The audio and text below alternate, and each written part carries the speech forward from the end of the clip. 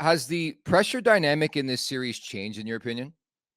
I think it's changed a little bit. I think it'll truly change if we get to a game 7, especially given the recent history of the Boston Bruins. They blew a 3-1 series lead last year because they hit a hot goalie after a mid-series switch. So you can see sort of the parallels between the move to Joseph Woll and Bobrovsky coming in for Alex Lyon last year. So I do see a little bit of potential. I think it's a little too soon. I still feel like the pressure is on the Leafs until they can prove they can win in their own damn building. 1-8 in their last 9 home playoff games. Come on. Only thing good about that is they're due. They're due. What do you take about Jim Montgomery, like visibly being displeased with his team and kind of taking the road? Like, do you think that's just demanding more, or do you think that's him kind of almost panicking? I think there is a little something to it because you have to think with Jim Montgomery, the history as the Boston Bruins coach, well, he's got the one run that involved the choke in round 1, right? So for him, there's a little bit more baggage than if it was Bruce Cassidy, a guy who had taken this team to the Stanley Cup final game 7. And even just seeing Brad Marchand early in the series, Marchand was talking about it. Montgomery was talking about it. The fact that Brad is a different player, he's settled down his game. And then all of a sudden in game 5, it's Montgomery in Marchand's ear saying, settle down. To me, that was a real sign that the Leafs have gotten to them. And that's important because to me, even with Matthews out of the lineup, I do believe the Leafs have more star power. They have more skill on their roster than Boston. If you can get 63 and 88 off their game for Boston, I don't think the rest of the lineup is that scary. I think you've seen it in this series. It's more the Leafs beating themselves at home, but I don't think the Bruins have actually been that consistently threatening offensively. So I do think that was meaningful, seeing Montgomery a little bit off kilter. And that's a good point because Marchand, I mean, I've been singing his praises all series. I think he is a phenomenal player, phenomenal leader, phenomenal agitator, phenomenal skill guy, phenomenally clutch. And you're used to seeing him in the driver's seat with tons of swagger and a look of I don't give a rip on his face because I know what I do and I'm that guy. And the last game was the first time I saw him like with this blank look on his face. And whether they got under his skin or he just wasn't feeling it or he was uber pissed off or whatever, it was the first time I saw like a chink in the chain of Brad Marchand. And like you say, he is the absolute engine of that team right now. So it's a good sign. And I think that the Leafs need to try and keep him down and off the score sheet and off his game. Yeah, I think you're right, Rosie. And I was thinking about this the other day in the context of the Bruins over all of Marchand's career. So he wins the Stanley Cup as a rookie, 2011.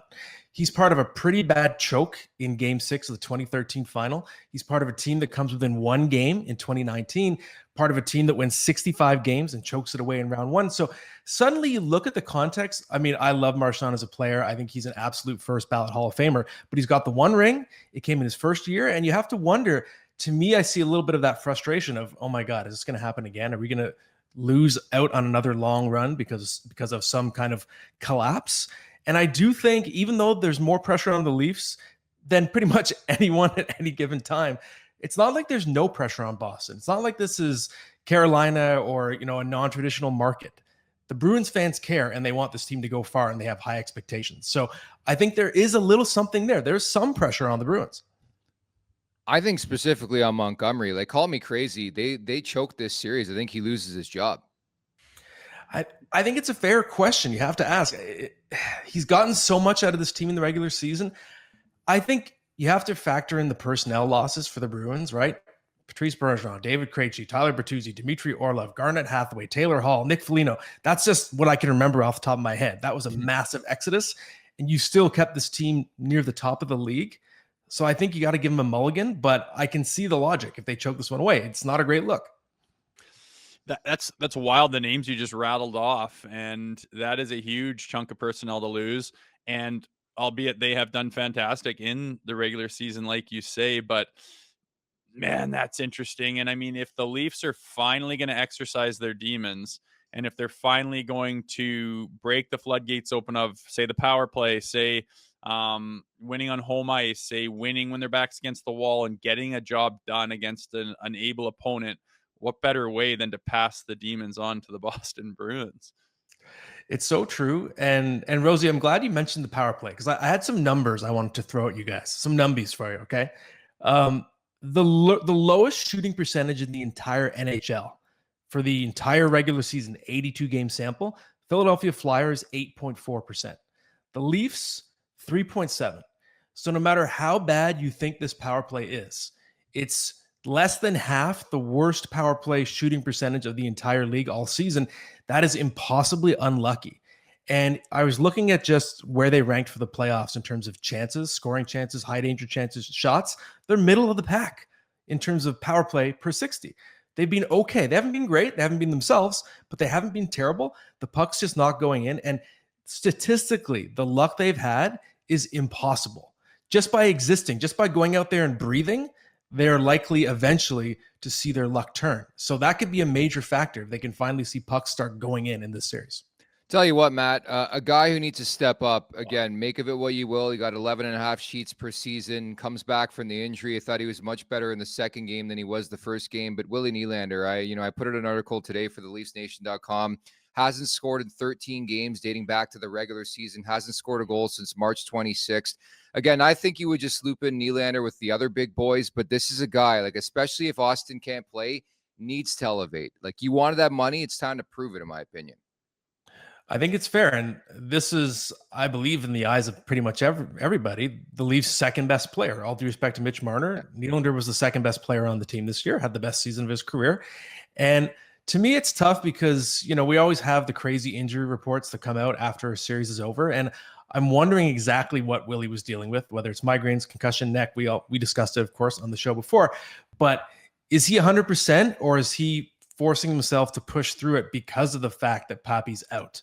And if he doesn't come back in the series, are we going to learn that Nylander, he was in agony for the games he did play? I have no idea.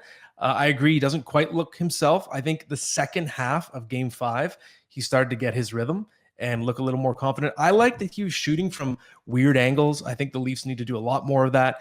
They've had their lowest scoring chances in their 2 home games so far in the series because there's one too many puck touches. They're so delicate and they're feeling the pressure. But what I really liked was in game 5, they were just trying stuff. I called it experimental. And you saw Willie take a couple weird shots from weird angles. I was okay with that. Just try it in the playoffs, throw it on net. That's how McCabe scored.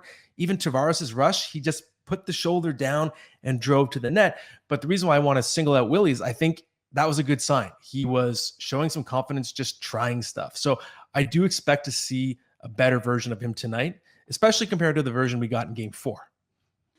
Don't you think, Willie, would you agree with the fact that his personality, he can be aloof and he can act like he's not bothered and doesn't care by much. He can take a bunch of heat and let it roll off his back and still kind of be, give people reason maybe to pick him apart.